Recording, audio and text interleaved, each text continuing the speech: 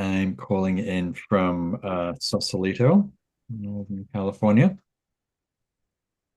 So thanks for taking the time today. I recognize some of you from various programs and retreats. But maybe you can just remind me, how did you hear about the work? Was it through the sunrise? Was it retreat? I know some of you were on retreat with me recently. I just heard about it through people that I was hiking with. Oh, There was okay. there was a woman that went through your training and she was giving some meditation in our community, some opportunities to join together. Was that I'm trying to remember I have a graduate from down your part of the world. His name is eluding me. Do you remember her name? I didn't know her that well. Um, I can't remember her name, but anyhow, nice. Yeah. Megan, Trisha. Uh, I found you through, well, a few different avenues. I finished grad school at Naropa Hmm. University out in Boulder, and it was eco psychology. And so one of my professors introduced your book to us. Great, And so that was really one of the first introductions a few years ago. And my mom told me that you were offering these sits. And so she was also a big encourager. great, great. Mhm. Does your mom sit with me or just knows about the She work? she does. Her name's Sandy. Sometimes there's a golden retriever that joins her. Okay, nice. Nice. And who Mhm. was the professor? Was it Tina? Who? There's a few of them, but yep, Tina Fields, a Mhm. woman named Nancy.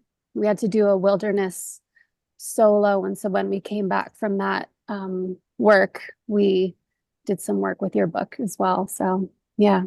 Super. Great. Mm. Trisha? I did a week long with you at the One World Mindfulness, something like that. I can't remember. I can't remember what it was called. It was for the MMTCP training. Okay. On Yeah, the and then I went to Sebastopol in the apple orchards and did uh, that sitting there. And I met someone who went through your training program. okay. Great. Great. Just chatting with Alex, who has that orchard, about doing another nature program there. Trevor, how did you? What's the? I actually just finished a retreat a few days ago Hmm. at the Rocky Mountain Eco Dharma Retreat Center, Mhm. and it was great, great experience. I saw the card for this there. Oh yeah. Okay. Yeah. Great. Super. Mhm. Yeah. And Steve's probably putting kids to bed, so I'll leave him alone for now. Great. Well, happy to share a little about the training. So this is the 1, 2, 3, 4, 5, 6. This will be the seventh time I've taught this um, training program. Just finishing one in Europe. Actually, next week I fly to Europe and finish off in Italy in the Northern Alps. Um, and yeah, it's my favorite thing to do in the year. I teach a lot of different things. I teach Spirit Rock, I teach nature retreats, I run trainings. But my favorite thing is the nature teacher training for reasons that I will become obvious as I talk about it. But mostly, it's one of the reasons is there's such a fabulous group of people come every time, and there's a very very rich community, collaborative learning community grows and evolves, and beautiful friendships and connections. And in fact, I just came off a meeting yesterday, no, today. I'm getting my days confused. I'm teaching so much. And that was yesterday, where I was there's an alumni body of Awaken the Wild teachers, which is close to 100 now. And I have sort of ongoing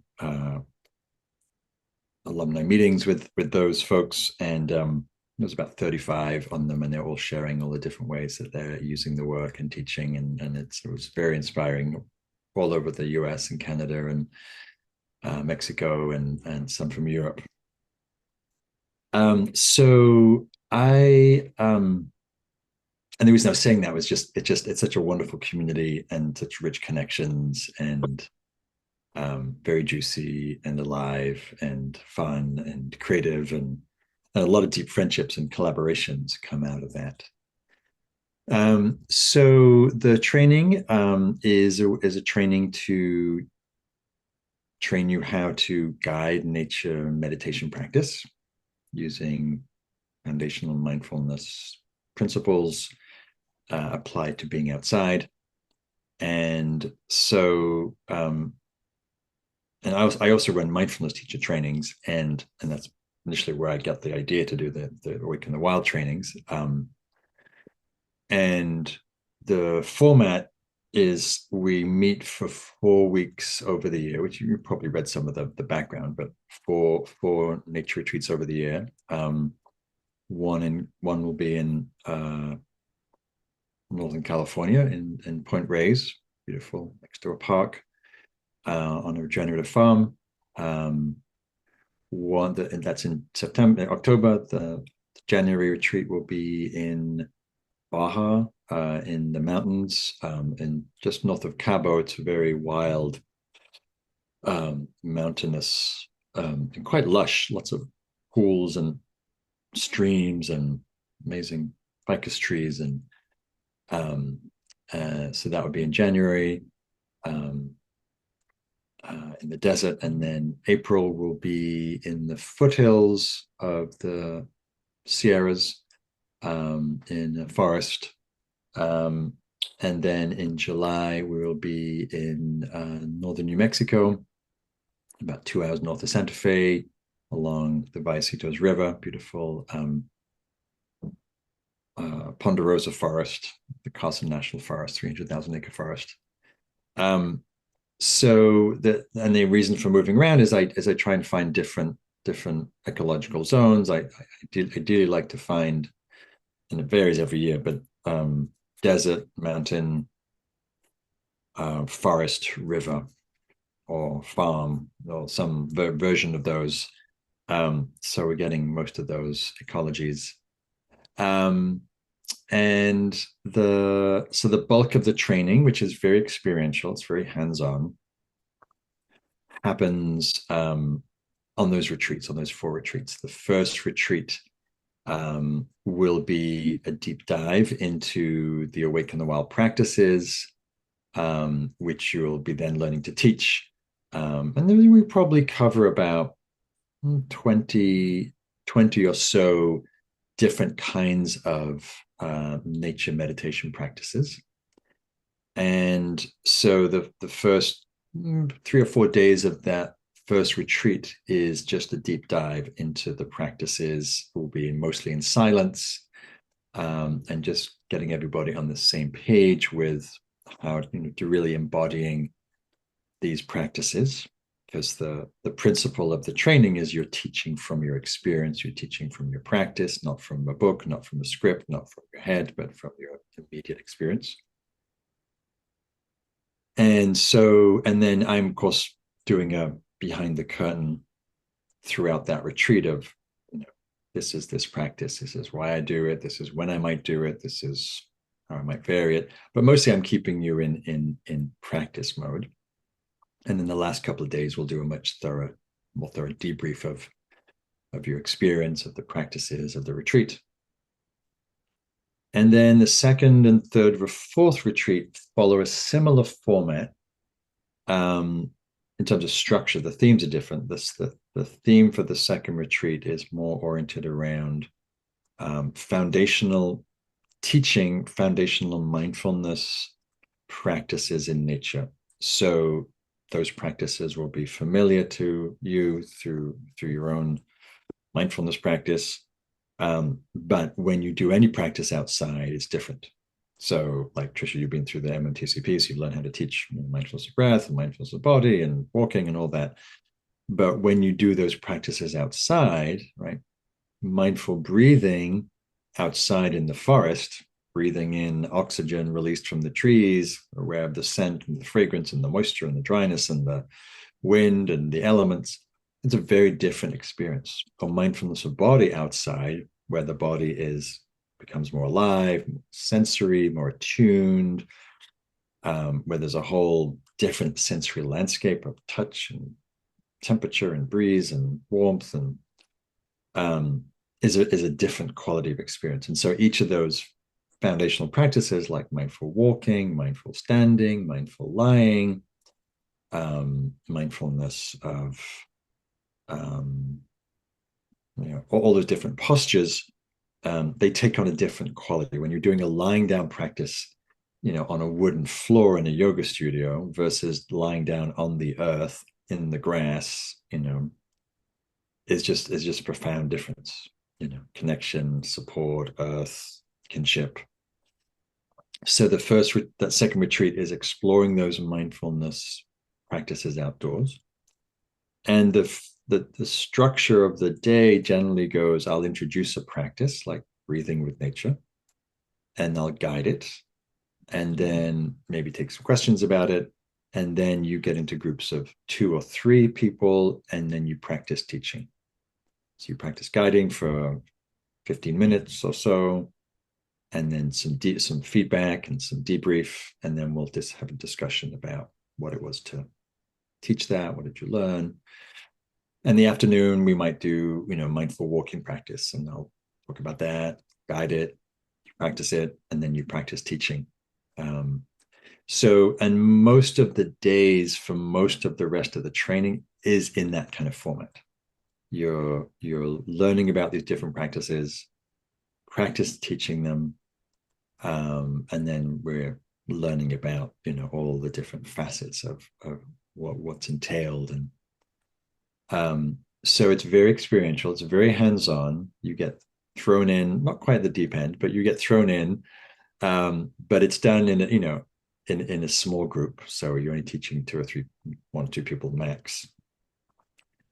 And one of the reasons why the community gets so bonded is because you're doing this teaching each other. And and teaching is, especially for you, if you're new, it can be a certain vulnerability, a certain we're not teaching from a book, we're teaching from our experience, we're teaching from what we know. So there's a lovely connectivity and supportiveness comes into the group field. And then the third retreat, we're exploring more the sensory awareness practices, heart practices, so mindful listening, mindful seeing, giving and receiving love, metta practice, exploring reciprocity, and other sensory practices, similar format. Me teaching, guiding, you teaching. And then the fourth retreat, the theme is more around wisdom practices, so exploring things like elements practice, exploring nature of experience, change, ephemerality, death, obstacles in meditation, and similar format, practice teaching. And so you kind of get an array of both the foundational mindfulness practices, sensory practices, heart practices, wisdom practices. They're kind of like the 4 pillars. And then, as well as the practice teaching, I'm also giving a lot of talks about the many aspects that are involved in teaching outside, which might be something as simple as the logistics of how do you find a place, and what are you looking for, and what elements work, and what environments support what qualities, how you might manage group dynamics outside, how you, and there's a part of the training about learning to give short talks and introductions to practices and ways of explaining nature practice. And then lots of the sort of teaching dynamics, whether it's working with groups, working with one-on-ones, dealing with projection and transference, group dynamics, how to manage questions, how to work with strong emotions and trauma as it arises or can arise. So I'm teaching both, not just about the specific practice, but also just about the general field of teaching and how that is experienced outside. Hi, Lisa. Welcome. I just noticed you come on the call. I didn't. So I'm just giving an overview of the practice here, of the training. And then also threaded through those 4 retreats is we do some inquiry practice. So I'm trained in the Diamond Approach work, which is an inquiry-based school. And so we do some very good, deep, reflective inquiry around aspects of practice and aspects of teaching and identity. And there are also ways that we get very connected to people through that kind of inquiry. And so that's the sort of the 4 retreats. And then in between the retreats, there's several things that happen. One is there's monthly tutorials where I'm teaching, or Laurie or a guest teacher is teaching.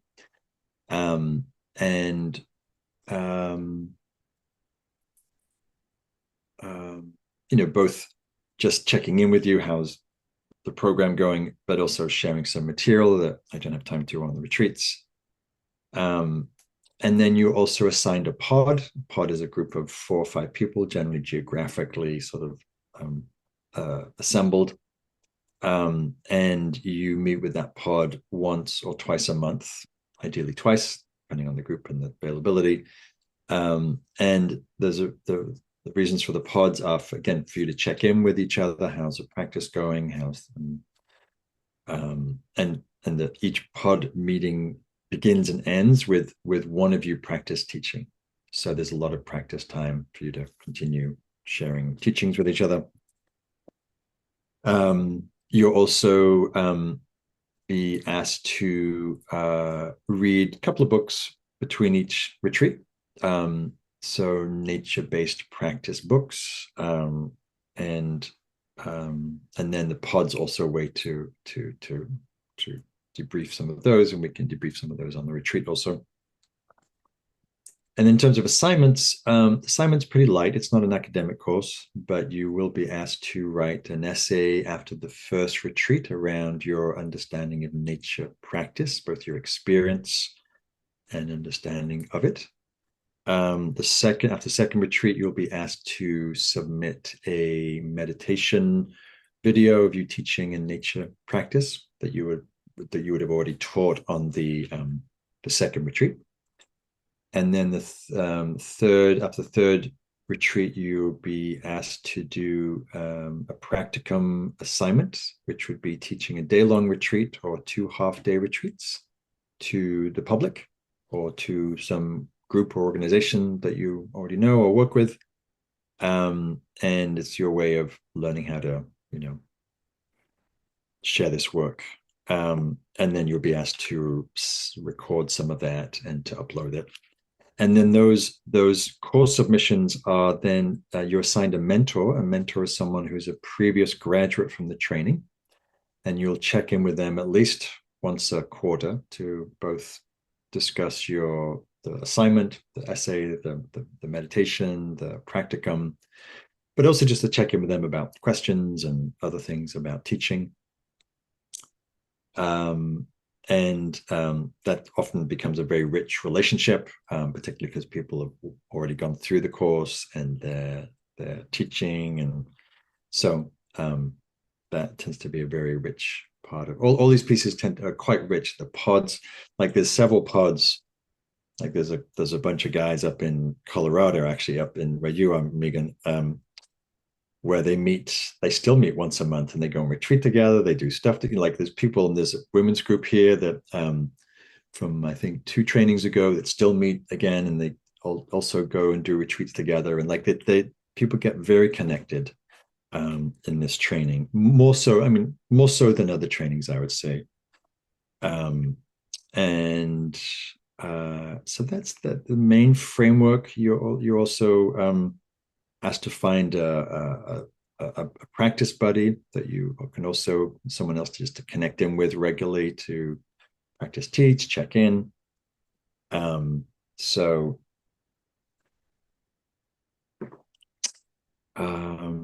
what else? I think that's and then so you go through the course, complete the assignments, then you graduate, and then you join the alumni community, of which there is now about 100 grads from, I say, mostly North America, some Europe. And it's quite a lively community. A lot of people are very actively teaching.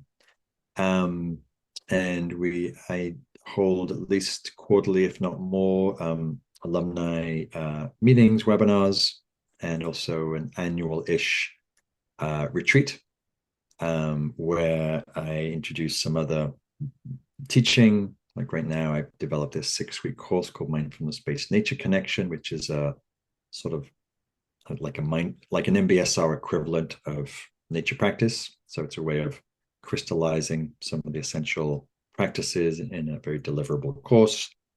So then the last alumni retreat, I did a training around that for people to learn to deliver it. And then people who graduate go on to do all kinds of things, and usually close to what they're already doing. So if someone's a yoga teacher, they end up integrating yoga and nature practice. If they're a mindfulness teacher, they integrate nature into that with their students. Or if they're a psychologist or a coach or work in a healthcare company, often they end up taking this work to there.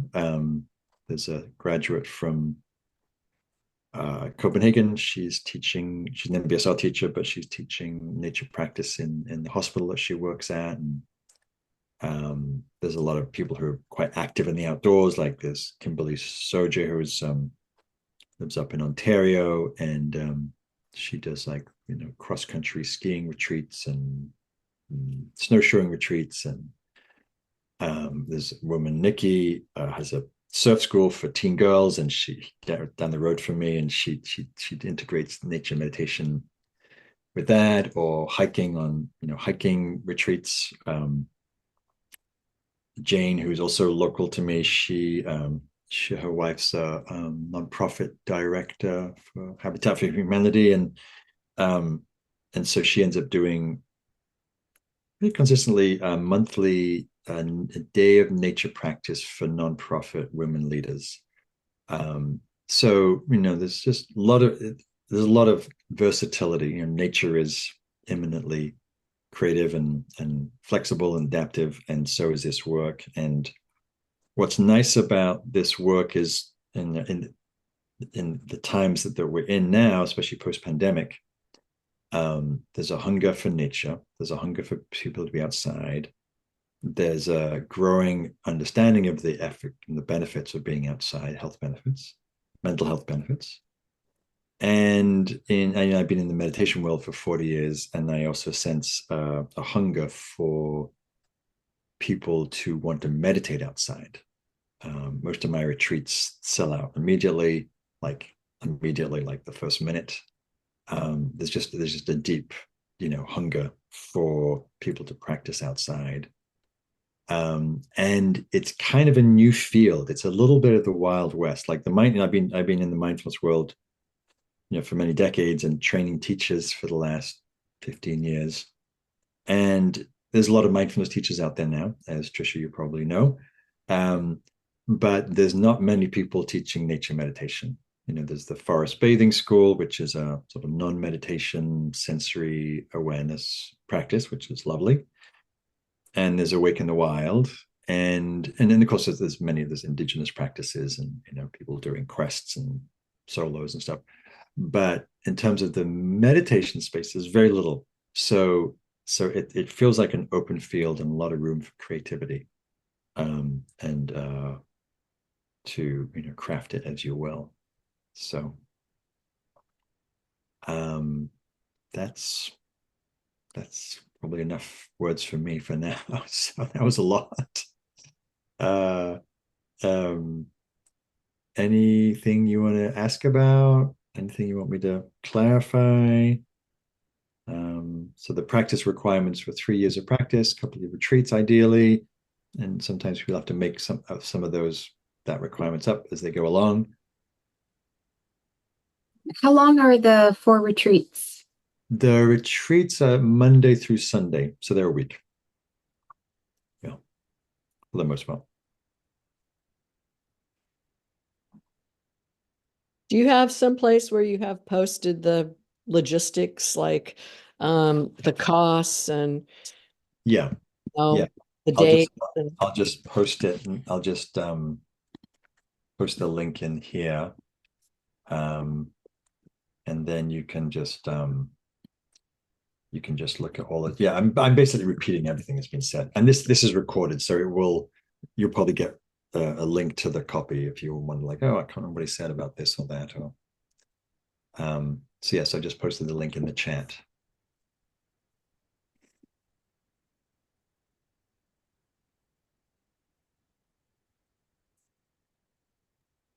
What are people's biggest challenges usually in doing this kind of course? That's a great question.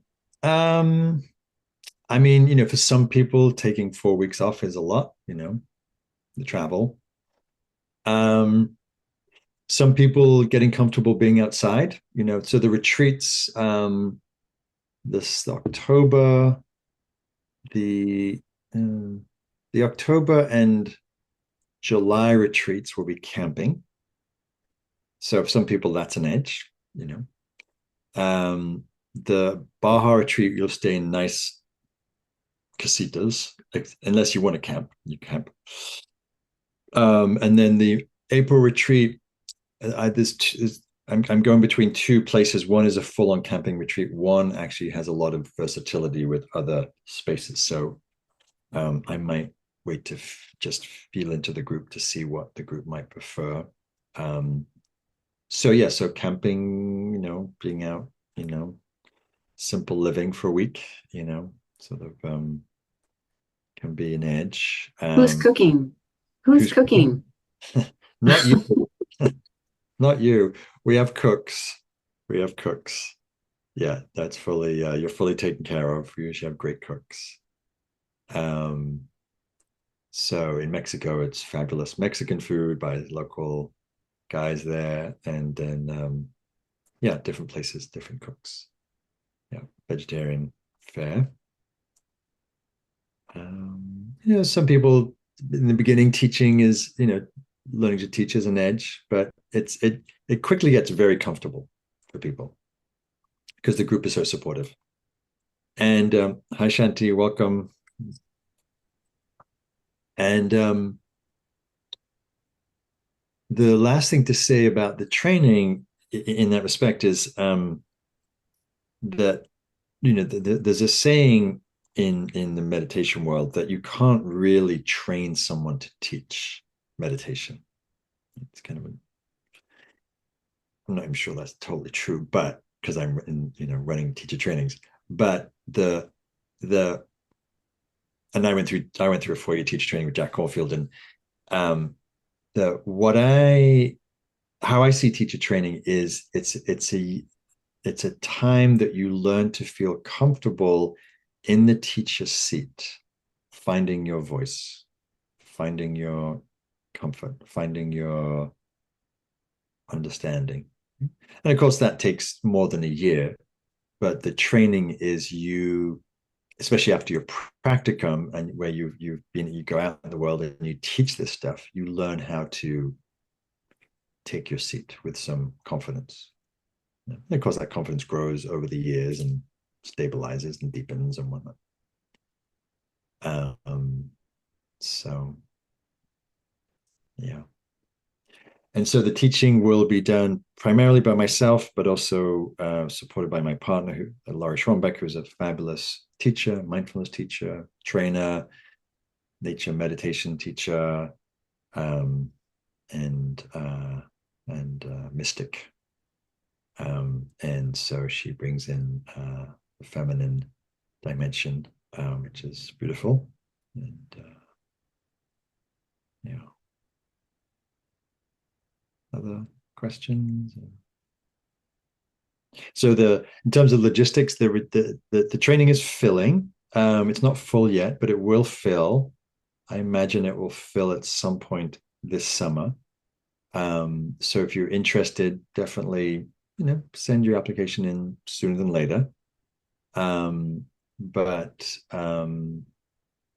yeah, there's still a few spots right now.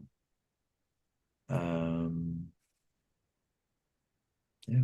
Other questions, concerns?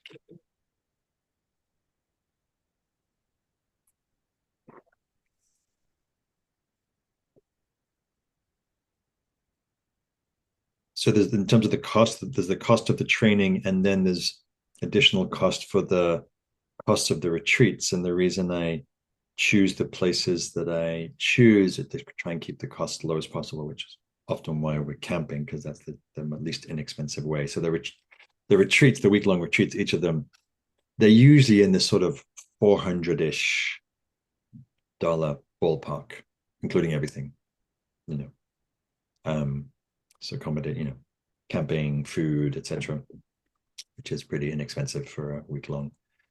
So and Baja is, if there's rooms and there's single rooms and double rooms, it can go up more than that, $550, $650 if you want to be single room and a casita. And but there's always a camping option wherever we go that's in the 350, 400 range. So yeah, Trisha. So I'm an incredibly introverted person. Uh-huh. And so the thought of being surrounded by people for 5 to 6 days, is there like any like downtime or like alone time or that sort of thing? Yeah, so you are definitely not alone. There are plenty of introverts. I think many meditators are introverts. So we have the mornings are silent until the practice period at 9. So from bedtime, which is usually sort of quite early-ish. We probably sometimes the evenings are free. Sometimes the evenings have a short program of about an hour after dinner, but then it's quiet time. So we're in silence from the evening through till 9 o'clock the next morning. So that's a nice kind of quiet space. And then you're totally free to take care of yourself and whatever you need to do. If you need to have your meals alone or just take long walks, and the space after lunch for some quiet time. So they can be quite social, the learning and the meals, and you're more than welcome to listen to what works for you and take care of yourself. So yeah,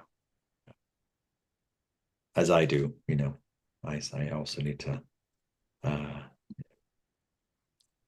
take space and quiet.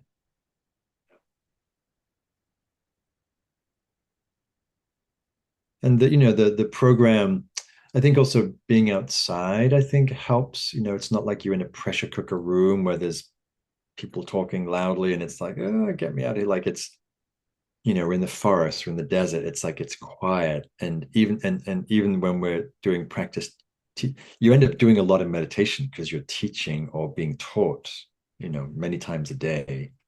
So there's a fair amount of quiet practice, which is the nice container for the program. So yeah, that can be a nice refuge. Yeah, exactly. Yeah.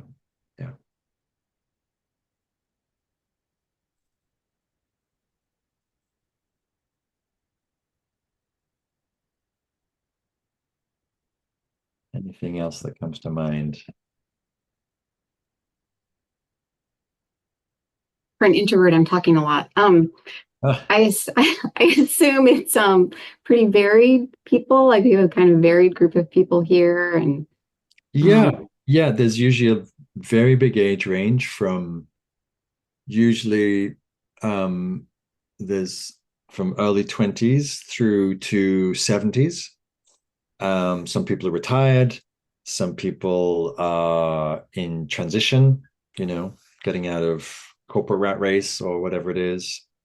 And then there's, usually some people who've experienced teaching like you do with mindfulness training, yoga teachers, coaches. There, a fair amount of the people in the wellness field, coaches, therapists, consultants, and then usually some from healthcare, doctors, nurses, some high school teachers, and yeah, so it's kind of mix of age range. I'd say mostly people are in the, I'm not sure what the median is, probably 40s, I would say, but a fair amount of people in the 50s, 30s, 60s. That's sort of like a sweep.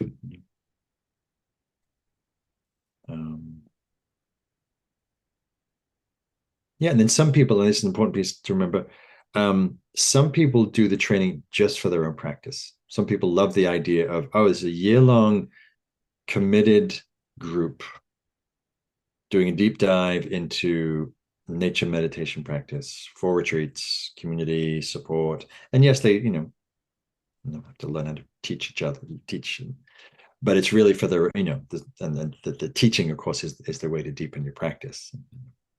So many people do it for that, and then some of them realize they actually enjoy teaching or realize they're quite good at teaching, and so they end up doing more. So that's also a strong benefit, you could say. Yeah.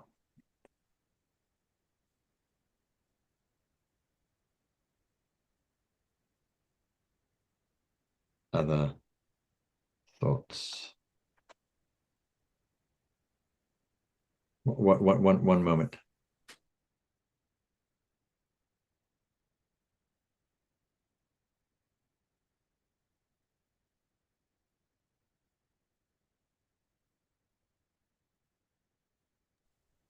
So I'm just inviting Laurie to come on the call here for a moment. Hello.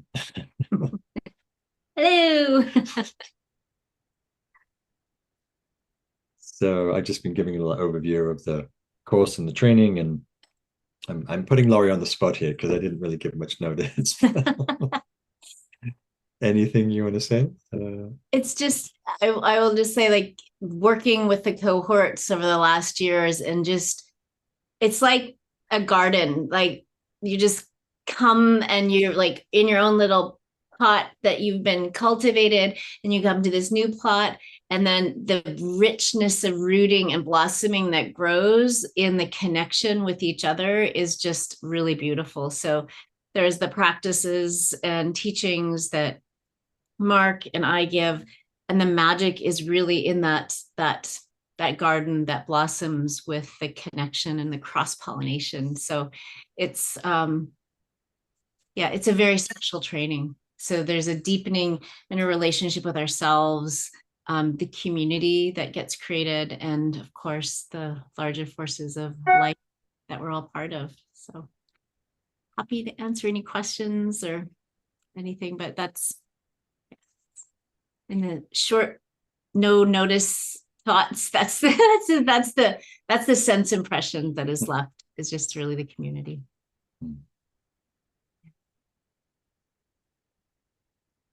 Any questions or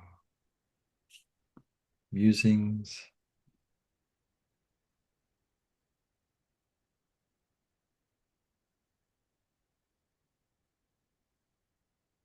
Anything that's inspiring you to, please, Megan.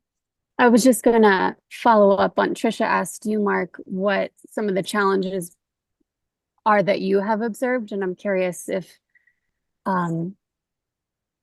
Laurie, if you could also speak to what you have witnessed and perceived as people's challenges that have gone through the training. Like in the process of the training or afterwards? I guess if you want to speak to both, or if there's something that comes to mind. Did you answer that already? Challenges, yeah. teaching can be an edge, nature camping can be an edge. Taking 4 weeks off a year can be an edge, so that's what came to mind for me.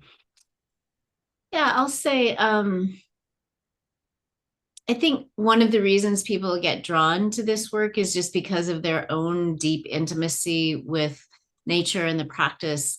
And then it's a next step to actually then learn how to articulate that and hold space for other people. And so a challenge becomes a growth opportunity. And certainly I will say that's mine too. I hear Mark lead practices. I'm like, wow, it just seems so effortless. And then just like how you architect and feel confident, but like that dialectic of both feeling confident and humble in holding the space for others, and that emptying of self. I think that's a challenge, like especially when you think you have to perform, like the emptying and letting nature teach through you. So I think that's a good growth edge. Maybe I'm just talking about myself. But in general, I think honestly too, like some people find it really easy afterwards to continue with this work and offer it in different environments, contexts, populations. For other people, it's just the process of their own growth is rich enough. But for some, like finding a way to bring the teachings more widely and having a student body to cultivate that can be a challenge, as it is for any mindfulness teacher. So I'd say that. When thinking about integrating it in different situations, generally, what length of time do people sit in quiet? So, in integrating. Well, whenever you like, if you're wanting to integrate it, you'd probably have to know how much time you need to give people that experience. So, like for instance, I thought about doing it in hiking, and so how long do you recommend that people sit and meditate? Oh, I see. Like if you're creating an experiential, Yeah. how much involves movement and how much is like sitting. Got it. I mean, I would say that it really depends on the person. You can make it any way you want.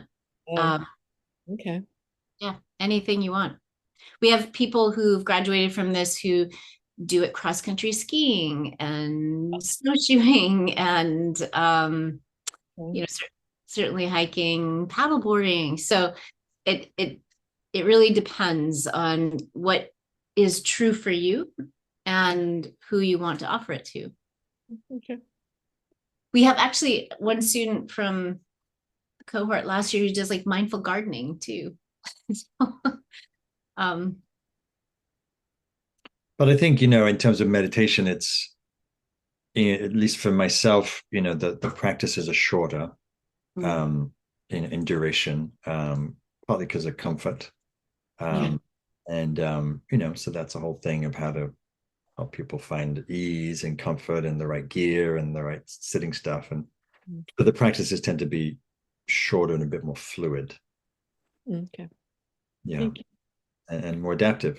You just adapt to, you go out, like today I'm going to take a solstice walk and it might be 30-mile-an-hour winds. It's like, okay, we're going to do a windy walk. I'm hoping it's going to be a nice, calm, sunny evening walk, but it might be a foggy walk. And it's like, okay, now we deal with, cold and disappointment versus sun and jubilation, So there's a nice kind of responsiveness that's required. It's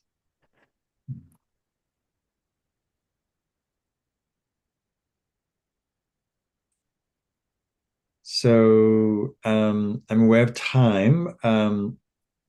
Any last minute things? Of course, feel free to reach out if you have specific questions or concerns, or there's like, oh, I really want to do it, but there's this thing that might get in the way, or is there any wiggle room around that? Or So feel free to reach out and discuss any of those things. Just write to Jen and she'll forward all that correspondence. So yeah, please, Megan. Well, One thank more- you. Oh, Oh, go ahead, Trisha. go, Megan. Okay. I guess it's more unique to my own experience regarding this question, but I saw one of the requirements is, was it a 1 week silent retreat? And I have not done that. But through my schooling at Naropa, we got to do a 10-day wilderness experience, and 3 nights and 3 days of those were completely solo, where we were with ourselves in all of the ways. And so I'm wondering if, I mean, given that, would you suggest that I have that experience of a silent retreat before I apply, or would there be, I don't know, perhaps we need to talk about this further, or should I just go Yeah. for it and then we'll see what happens come application? Yeah, I would say send in the application, Okay. and I can find out a bit more about your background. And Okay. since you're in Boulder and I do teach out there, like I'm teaching out there in next June, but there's plenty of retreats you can do out there. At some point, ideally prior to graduation to do a silent retreat would just because it gives a different depth of experience. And the reason for the first retreat is also to give you some of that experience. So yeah, there's some flexibility, and I definitely encourage it for sure. Okay. Thank you. Trisha? I didn't have anything. Nope. Oh, okay. Yeah. All right. Well, lovely to be with you all.